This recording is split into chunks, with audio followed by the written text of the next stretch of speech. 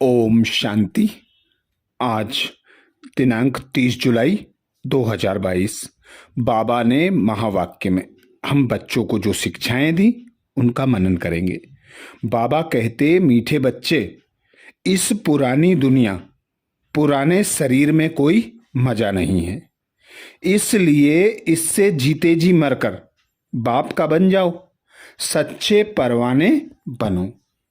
मीठे बच्चे, इस पुरानी दुनिया, पुराने शरीर में कोई मजा नहीं है, इसलिए इससे जीते जी मरकर बाप का बन जाओ, सच्चे परवाने बनो। अर्थात बाबा आता है संगम युग पर। ब्रह्मा तन का आधार लेकर हमें नया जन्म देता है, जिसे मरजीवा जन्म कहा जाता है। हम पुरानी दुनिया से, पुराने देह से, पुराने संबंधों से मर जाते हैं, अर्थात जीते जी मरकर एक बाप का बन जाते हैं। खुद को आत्मा अनुभव करते हैं, उस पिता परमात्मा को याद कर उस पिता परमात्मा से सर्व संबंधों की अनुभूति करते हैं और सर्व प्राप्तियां उससे करते हैं।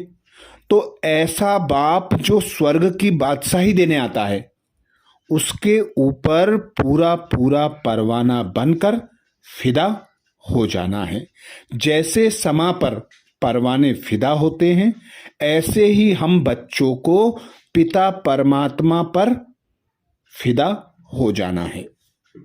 बाबा कहते, तुम आत्माएं आधे कल्प से भक्ति मार्ग में ठोकरें खाती हैं कि हम अपने शांति धाम में जाएं। हे भी बरोबर, बाप कहते हैं अशरीरी बन मर जाओ। आत्मा शरीर से अलग हो जाती है तो उसको मर जाना कहा जाता है। बाप समझाते हैं, बच्चे, इस दुनिया अथवा इस बंधन से मर जाओ, अर्थात मेरा बन जाओ। इस पुरानी दुनिया, पुराने शरीर में अब कोई मजा नहीं है। यह तो बहुत छीछी दुनिया है, बरोबर रोरव नरक है। तुम बच्चों को कहते हैं अब मेरे बन जाओ, मैं आया हूं सुख धाम में ले जाने के लिए, जहां दुख का नाम निशान नहीं रहता। इसलिए इस समा पर खुशी से परवाने बन जाओ। परवाने खुशी से आते हैं ना, दौड़ दौड़ कर आते हैं। कोई ऐसे पतंगे भी होते हैं जो ज्योति जलती है तो जन्मते हैं, बत्ती बुझती है तो मर जाते हैं। दीपमाला पर ढेर छोटे छोटे पतंगे हरे रंग के होते हैं, बत्ती पर फिदा होते हैं, बत्ती गई और मर गए। इसीलिए बाबा कहते, अब इस बड़ी समा पर फिदा हो जाओ। बाप कहते हैं, तुम पतंगे मिसल फिदा हो जाओ। तुम तो चैतन्य मनुष्य हो, जो भी देह के बंधन है यह जीते जी छोड़ दो। अब खुद को आत्मा समझ मुझ पिता से योग लगाओ। खुशी में रहो तो इस शरीर का भान छूट जाएगा। हम आत्मा इस शरीर को छोड़कर अब अपने घर जाती हैं। यह दुनिया अब कोई काम की नहीं रही, इसमें दिल नहीं लगाना है। इस दुनिया में बहुत गरीब हैं। बाबा कहते, गरीबों को ही साहूकार बनाने आता हूं, तो अब मुझ पर पूरे पूरे फिदा हो जाओ। प्रश्न किया बाबा ने, संगम युग का फैशन कौन सा है? संगम युग का फैशन कौन सा है? उत्तर में बाबा कहते, इस संगम युग पर तुम बच्चे यहाँ बैठे बैठे अपने ससुर घर बैकुंठ का सैर करके आते हो। यह संगम युग का ही फैशन है। सूक्ष्म वतन का राज भी अभी खुलता है। बाबा हम बच्चों को आकर दिव्य दृष्टि देते, जिसके आधार पर हम तीनों लोकों का भ्रमण करते, सृष्टि के आदि मध्य अंत को जान जाते। तो बाबा कहते, इस संगम युग का फैशन है, तुम बच्चे यहाँ बैठे बैठे अपने ससुर घर की सैर करते हो, साथ साथ सूक्ष्म वतन का भी सैर करते हो। तो यह फैशन संगम युग का है। अभी तुम बच्चे जानते हो हम बैठे हैं बेहद के बाप के आगे। आत्मा शरीर धारण कर पार्ट बजाती है। अभी जानते हैं हमारी आत्मा का बाप आया हुआ है, पुराने बंधन से छुड़ाने, नए संबंध जुटाने। बरोबर बाबा कहते तुम सूक्ष्म वतन बैकुंठ आदि में जाते हो, मिलते जुलते हो, तुम्हारा कनेक्शन हो गया है बेहद का। यह कैसा अच्छा फैशन हो गया है, अपने ससुर घर जा सकते हो। मीरा का भी बैकुंठ ससुर घर था ना, चाहती थी ससुर घर बैकुंठ जाए। यह ससुर घर नहीं है, यहाँ तो बिल्कुल गरीब हैं, कुछ भी तुम्हारे पास नहीं है। भारत हमारा कितना ऊंचा देश था, सोने का भारत था, अब नहीं है। जब था तो महिमा करते हैं। तो बाबा आकर हम बच्चों को यहाँ बैठे बैठे ससुर घर और सूक्ष्म वतन की यात्रा करना सिखाते हैं। अगला प्रश्न किया बाबा ने, किस विधि से गरीबी व दुखों को सहज ही भूल सकते हो? किस विधि से गरीबी व दुखों को सहज भूल सकते हो? उत्तर में बाबा कहते अशरीरी बनने का अभ्यास करो तो गरीबी व दुख सब भूल जाएंगे। गरीब बच्चों के पास ही बाप आते हैं साहूकार बनाने। गरीब बच्चे ही बाप की गोद लेते हैं। अर्थात बाबा कहते मैं गरीब निवाज हूँ, मैं आकर गरीब बच्चों को ही गोद लेता हूँ, उनको ही साहूकार बनाता हूँ, क्योंकि गरीब जल्दी फिदा हो जाते हैं, पूरा पूरा अर्पण हो जाते हैं। तो बाबा कहते अब दुख की दुनिया को भूलने के लिए, गरीबी से मुक्त होने के लिए अशरीरी बनने का अभ्यास करो। जितना जितना इस देह से न्यारा खुद को आत्मा अनुभव करेंगे, उतना उतना दुख की दुनिया से, गरीबी के संबंध से, पुरानी दुनिया से न्यारे हो जाएंगे और साहूकार बनकर सुख की दुनिया में जाएंगे। इसीलिए बाबा कहते जो परवाने बाप को अपना बनाते हैं, बाप की गोद लेते हैं, साहूकार तो गरीब की गोद नहीं लेंगे, गरीब के बच्चे साहूकार की गोद लेंगे। अभी तो सब बिल्कुल गरीब हैं। तुम जानते हो यह महल माणियाँ आदि सब खत्म हो जाएंगी, मिट्टी में मिल जाएंगी। हम ही विश्व के मालिक बनने वाले हैं। मालिक थे, अब नहीं हैं, फिर मालिक बनेंगे। सारी सृष्टि का मालिक और कोई बनते नहीं। बाबा आकर हमें 21 जन्मों के लिए साहूकार अर्थात सुख का वर्षा देते हैं। तो बाबा कहते खुद को अशरीरी समझने का अभ्यास करो। अब घर जाना है, घर से फिर सुखधाम जाना है, क्योंकि आत्मा ही पढ़ती है, इन आर्गन्स से सुनती है। बच्चों को यह बात भूल जाती है, देह अभिमान आ जाता है। बाप समझाते हैं तुम आत्मा अविनाशी हो, शरीर विनाशी है।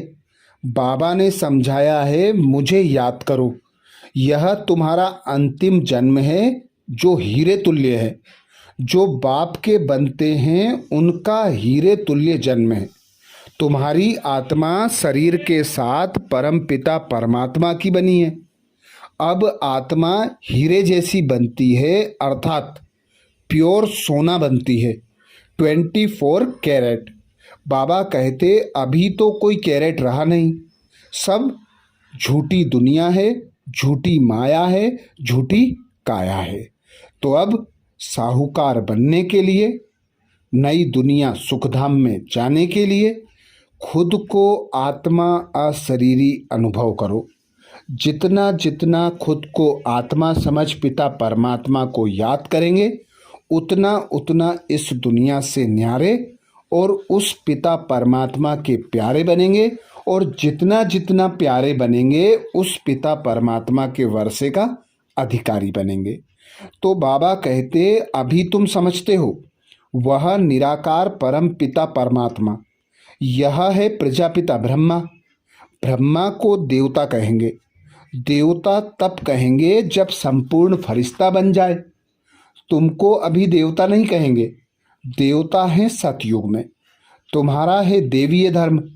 ब्रह्मा विष्णु शंकर देवताय नमः कहते हैं, ना कि ब्रह्मा परमात्माय नमः कहते हैं। जब इन्हों को ही देवता कहते हैं, फिर अपने को परमात्मा क्यों कहते हो? सब परमात्मा के रूप हैं, यह कैसे हो सकता है? यह भी बाबा कहते ड्रामा में नूंद है कि बाप को सर्वव्यापी समझ लेते हैं। उनका भी कोई दोष नहीं है। अब उन्हों को रास्ता कैसे बताएं? भगत सब भूले हुए हैं, किस्म किस्म के अथाह रास्ता बताते हैं।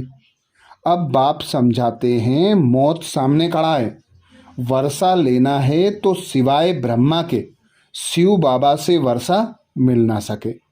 सब उस एक प्रीतम को बुलाते हैं, मैं कल्प कल्प संगम युग पर आता हूँ। मैं हूँ भी बिंदी।